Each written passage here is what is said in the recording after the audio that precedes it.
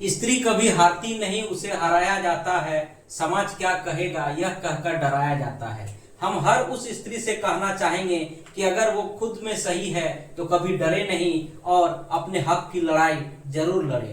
तो फिर से आप लोगों का स्वागत है एसके स्टडी जर्नी में, और शुरू करते हैं हम लोग एक नया वीडियो। इस वीडियो में हम लोग देख रहे हैं कि यहाँ पे एक क्वेश्चन लिखा हुआ है जिसमें लिखा है कि संतुलित रासायनिक समीकरण क्या है, रासायनिक समीकरण को संतुलित क्यों किया जाता है। ये क्वेश्चन बहुत ही इंपॉर्टेंट है, खासकर क्लास 10 के लिए। तो इसी क्वेश्चन का हम लोग आंसर देखेंगे और इसको हम लोग करेंगे। जैसे यहाँ दिया हुआ है कि वह रासायनिक अभिक्रिया जिसके दोनों ओर के तत्व के परमाणु बराबर होते हैं संतुलित रासायनिक समीकरण कहते हैं।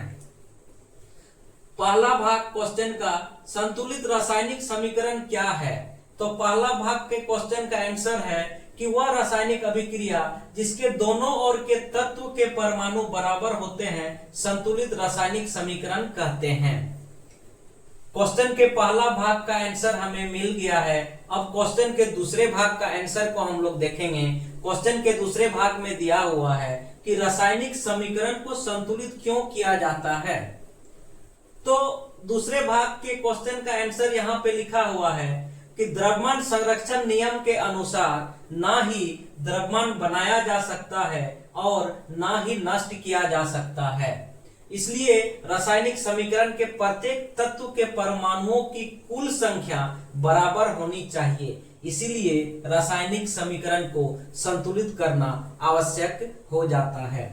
जैसे हम लोग पढ़े हैं पिछले क्लास में कि द्रव्यमान संरक्षण के नियम, द्रव्यमान संरक्षण के नियम में हम लोग यही पढ़े हैं कि किसी भी तत्व के द्रव्यमान को ना ही बनाया जा सकता है और ना ही नष्ट किया जा सकता है, जिसके कारण कोई भी रासायनिक अभिक्रिया होता है तो रासायनिक अभिक्रिया में प्रयुक्त तत्व के द्रव्यमान जितने होते हैं उतने ही द्रव्यमान रिएक्शन करने के बाद भी होना चाहिए। यहाँ एक उदाहरण से हम लोग इसको समझते हैं।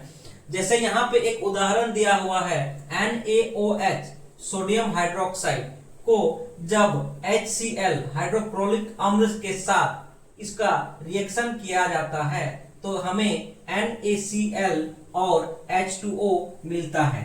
तो यहाँ देखने वाली बात यह है कि यहाँ पे सोडियम के द्रव्यमान 1 है, यानी कि सोडियम के जो अणु है वो 1 अणु है और ऑक्सीजन के 1 अणु है, हाइड्रोजन के यहाँ 1 अणु है, प्लस HCl में हाइड्रोजन के 1 अणु है और क्लोरीन के 1 अणु है।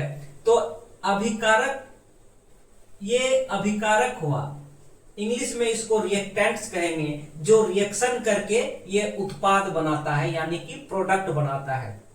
तो कहने का मतलब है कि कोई भी रिएक्शन में रिएक्टेंट्स में जितने द्रव्यमान हम लोग को दिखाई देता है उतना ही द्रव्यमान प्रोडक्ट में भी होना चाहिए।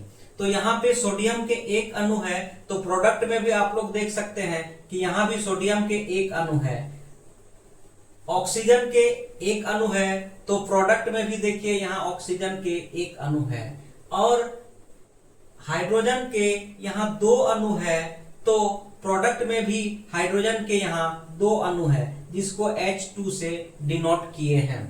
तो आप देख सकते हैं कि यहाँ सोडियम 1, इधर भी 1, हाइड्रोजन 2, इधर भी हाइड्रोजन 2, क्लोरीन 1, इधर भी क्लोरीन 1, और ऑक्सीजन 1, इधर भी ऑक्सीजन 1। तो उम्मीद करते हैं कि आप लोग को समझ में आ गया होगा कि रासायनिक समीकरण को क्यों संतुलित करते हैं और इसको क्यों संतुलित किया जाना चाहिए। और आज के लिए इतना ही। फिर से दूसरे क्लास में हम लोग एक नया दीर्घ उत्तरीय प्रश्न लॉन्ग क्वेश्चन को देखेंगे। तब तक के लिए धन्यवाद।